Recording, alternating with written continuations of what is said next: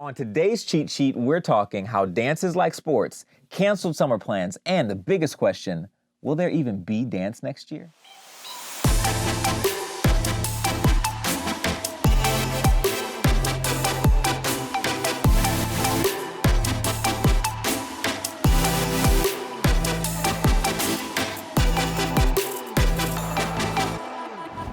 Hey everybody, this is Preston Miller, and this is the Dance Parent Cheat Sheet coming live at you from the home. The dog's in the background somewhere running around, so yeah, you might hear some barks in this one, but we're gonna make sure we knock out some great questions. This morning the phone rang, and it was one of my students that's now turned professional clients, and she's got 2 contracts. 2 companies have offered her a job a month ago prior to coronavirus breaking out, and now who knows what's going to happen, but she has to make a decision about where to go. One is halfway across the other side of the world. The other is in this region, and it is a decision to make. So we talked through the pros and cons, and essentially once you start getting to choosing a professional company, then it starts being a lot more about quality of life and what's going to make you happy and where do you want to go next with your personal life and do you want to get married and all that jazz that will affect your kids in the future. So for right now, let's jump into the show. Matthew Davis asks, can you compare the dance world to the sports world again? Matthew, I sure can. There's not much that I enjoy more than talking about the sports world and the dance world and how they compare. There's a couple different ways to look at it. I'll use the metaphor of The Last Dance because the Bulls story, Chicago Bulls, 1990, Michael Jordan, Dennis Rodman, Scottie Pippen, Steve Kerr, Tony Kukoc, Luke Longley, Phil Jackson, their story just came out on ESPN, so I use that as a metaphor.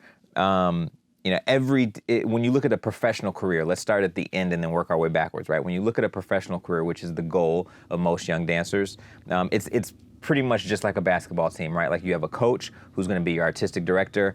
You have the star player or the principal dancer who's going to be your Michael Jordan. You have supporting cast that's just supposed to do the work day in and day out, regardless of how the stars are feeling. That's going to be your Scottie Pippen, your Dennis Rodman.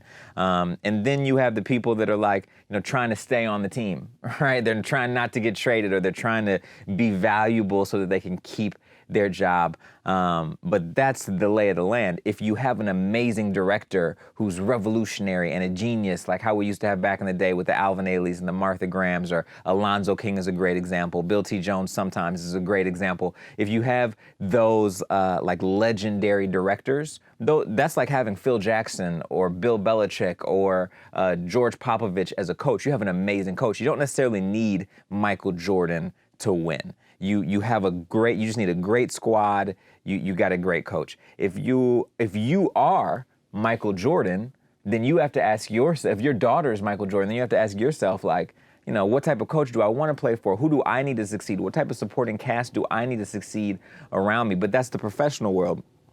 As you work backwards and you get to college, you get to second companies and apprentices, and then even further backwards, you get to local studios and institutions and summer programs and fall training. All of those things are feeder systems into that system. So it's essentially like trying to figure out if you want to be a part of the Adidas summer basketball program or the Nike summer basketball program when you're picking your summer programs, because those will feed into the companies that you'll one day dance for or the schools that you'll one day go to. So the whole thing compares greatly, especially the training part. If you're going to be the kid that wakes up at 5 a.m. every day and dribbles the basketball and takes 1,000 free throws, they're not going to call you crazy. They're going to call you determined. And those determined things are going to make you extremely successful in the future. But if you wake up at 5 a.m. and you start stretching your feet and you start working on your extension and you start giving yourself a body warm up before you go take the ballet class, people will probably call you crazy. But the truth is you'll still get the exact same extreme results that you would get if this was another sport. So, I say obsess over it. Take it as seriously as you can tolerate taking it. And for your child, give them as much support as you possibly can. Because if this was basketball, if they were going out in the driveway and trying to get 1,000 free throws in the hoop before school started, you would support them in that as much as you possibly could. So support their obsessiveness about this art form just as much, and you'll see just as great results. Victoria Norman asks, A lot of summer programs are being canceled. What should we do? Yeah, coronavirus strikes again. I think the reality of it is to plan as if summer programs are going to be canceled. I think a lot of institutions are trying to figure out how are we going to get great training in and how are we going to make the money off of great training since we have to cancel our programs. And that's an institutional problem. That is not an individual problem. Parents and dancers need to make a plan for yourself separate from every big institution right now. And I think for the rest of 2020, it would be better for you to take the training and to take your plan into your hands if you have that luxury, because there's so much unknown for these big organizations.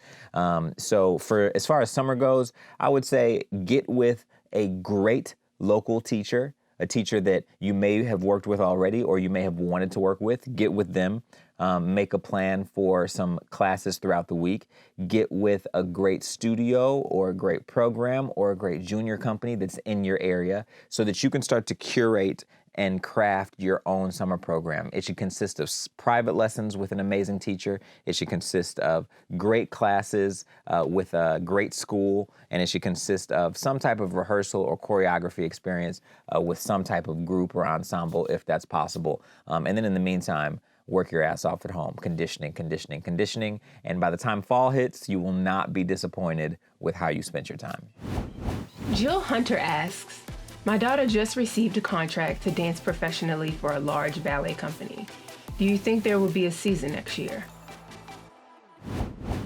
Ooh, what a loaded question. I mean, yes, objectively, I do think that there's going to be a season next year. I do think that ballet companies that are above the $15 million a year in revenue mark are going to, revenue and donations. If they're above the $15 million a year mark, I think that they're going to have some type of season, but it's going to look significantly different than it looked when you originally signed that contract. And probably when the things that you were looking forward to doing within that first year of being in a company are going to look extremely different than they looked a year ago. So I would start to wrap your mind around that. If your company is under the $15 million threshold, then it's going to be tough to figure out a way to survive and thrive. Nutcrackers are going to change significantly. There's going to have to be a lot more asks out to the general public for fundraising and those needs.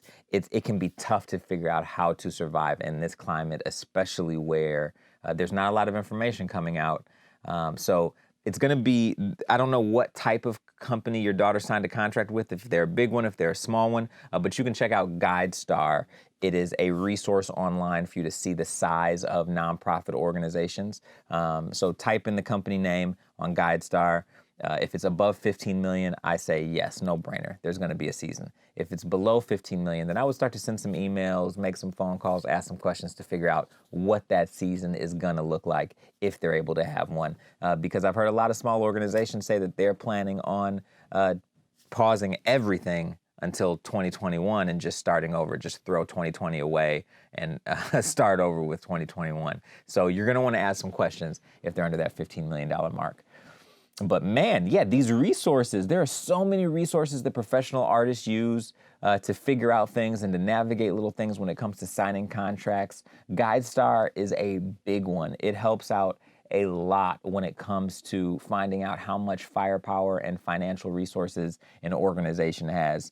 I think you can even find out the paychecks for a lot of the staff on this as well. Because it's a non-for-profit, it has to be listed as public. So that can be extremely helpful, especially for parents that are trying to figure out how secure and safe their kids are in these professional situations. So y'all, I hope this has been helpful. We're getting to some specific resources today.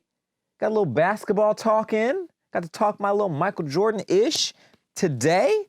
I was trying to explain to my fiance how popular the Chicago Bulls were. And I don't know, I think Michael Jordan might have been even more popular than Michael Jackson at the time. I don't know, but it was definitely a time. This Sunday, you know where I'll be, ESPN. But in the meantime, every other day, I'll be right here answering your questions. If you keep sending me your questions, I'll keep answering them. Have a good one, y'all.